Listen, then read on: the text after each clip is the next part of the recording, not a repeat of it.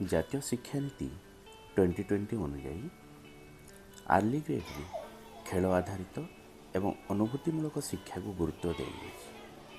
ସେହି ଲକ୍ଷ୍ୟକୁ ସାକାର କରିବା ପାଇଁ ଆମ ବିଦ୍ୟାଳୟରେ ମାଟି ଚିକିଟା କାର୍ଯ୍ୟକ୍ରମ ଆୟୋଜନ କରାଯାଇଛି। ଏହି ସରଳ କାର୍ଯ୍ୟକଳାପ ମାଧ୍ୟମରେ ପିଲାଙ୍କ ଆଙ୍ଗୁଳିର ସୂକ୍ଷ୍ମ ଚାଳନା କ୍ଷମତା, ଆଖି ଓ ହାତ ସମନ୍ୱୟ, ଧ୍ୟାନ ଓ ଏକାଗ୍ରତାର ବିକାଶ ଘଟିଥାଏ।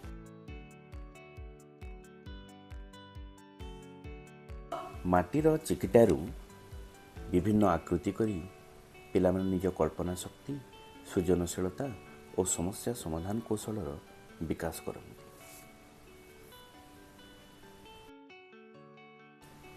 ଏହି କାର୍ଯ୍ୟକଳାପ କେବଳ ଏକ କଳା କାମ ନୁହେଁ, ବରଂ ଏହା ଭାଷା, ଗଣିତ, ସୂକ୍ଷ୍ମ ଚାଳନା କୌଶଳ, ସୃଜନଶୀଳତା ଓ ସାମାଜିକ ଶିକ୍ଷାକୁ ଏକାଠି କରିଥିବା ଏକ ସମନ୍ୱିତ ଶିକ୍ଷଣ ପ୍ରକ୍ରିୟା।